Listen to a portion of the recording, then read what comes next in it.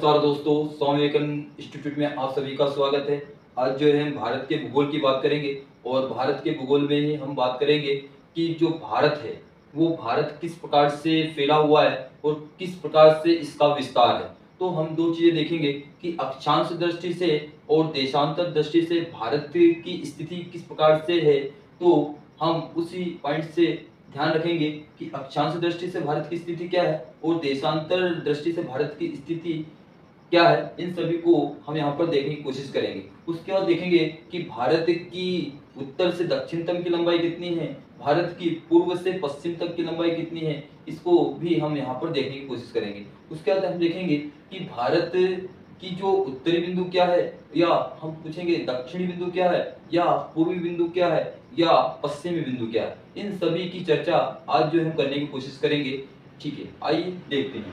सबसे पहले बात करता हूँ कि अक्षांश दृष्टि से भारत की स्थिति क्या है ना। अक्षांश दृष्टि से भारत की स्थिति आप देखोगे तो 8 डिग्री पॉइंट 4 अक्षांश से 33 डिग्री पॉइंट 6 अक्षांश तक भारत जो है फैला हुआ है। मतलब कहने का मतलब तात्पर्य मेरा यह है कि 37 डिग्री पॉइंट 6 से लेके 8 डिग्री पॉइंट 4 तक भारत इसी अक्षांश रेखाओं के मध्य है। भारत इसी में भारत की स्थिति है। उसके बाद अगर बात करूं मैं देशांतर दृष्टि से बात करूं तो देशांतर दृष्टि से आप देखोगे कि 68 डिग्री पॉइंट 7 देशांतर से लेकर 97 डिग्री पॉइंट 25 तक भारत की स्थिति है ना। मतलब 68 डिग्री पॉइंट 7 देशांतर रेखा तो 97 या 97 डिग्री पॉइंट 25 देशांतर रेखा तक भारत जो है कहीं ना कहीं फैला हुआ है ना। इसकी अपन ने बात कर ली कि अक्षांश रेखा से किन अक्षांश रेखाओं के मध्य भारत की स्थिति है और किन देशांतर रेखाओं के भारत की स्थिति आपने देखा। उसके बाद देखो मैं आपसे बात करूं कि भारत का सबसे, अगर क्वेश्चन ये पूछूं मैं आपसे कि भारत की उत्तर से पश्चिम तक की लंबाई कितनी है ना, भारत की उत्तर से दक्षिण तक की लंबाई कितनी है, तो आप बताओगे कितना, 32-14 किलोमीटर। कितनी है, 32-14 किलोमीटर भारत की जो है उत्तर से दक्षिण तक की लंबाई है।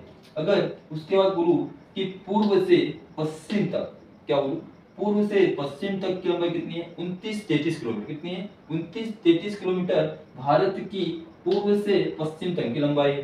ठीक है, आगे बात करूं मैं आपसे कि भारत का उत्तरी बिंदु क्या है। अब मैं इसके बिंदु की बात करता हूं, भारत के बिंदु की, कि भारत का उत्तरी बिंदु क्या है। तो भारत का उत्तरी बिंदु क्या होगा, इंदिरा पुल। क्या होगा, इंदिरा पुल। भारत का दक्षिणतम बिंदु क्या होगा, इंदिरा पॉइंट, जो कि कहां पर है आपका, ग्रेट निकोबार द्वीप समूह में ना, ग्रेट निकोबार में, जो कि इंदिरा पॉइंट है। उसके बाद अगर बात करूं मैं आपसे मुख्य भूमि की बात करूं, मुख्य भूमि का दक्षिणतम बिंदु क्या होगा, तो वो होगा आपका कन्याकुमारी।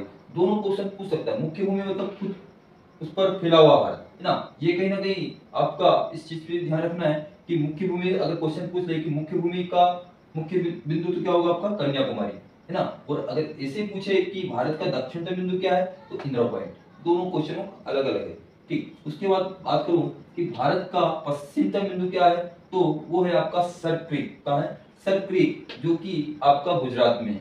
अगर बात करूं भारत का सबसे पूर्वी बिंदु, तो वो है वालंगू। कौन सा है, वालंगू, जो कि आपका अरुणाचल प्रदेश में है। कहाँ बेटा, अरुणाचल प्रदेश में है ना। उसके बाद अगर बात कर सकता हूं कि 24 डिग्री उत्तरी अक्षांश, ये उत्तरी अक्षांश रेखा जो है ये विवाद का कारण है। किसके मध्य, भारत और पाकिस्तान के मध्य ये 24 डिग्री उत्तरी अक्षांश भारत और पाकिस्तान के मध्य विवाद का कारण है। आपने देखा होगा ये कुछ बेसिक चीजें थी और भारत की स्थिति, ये भारत का जो विस्तार है, ये विस्तार इसी प्रकार से भारत का है।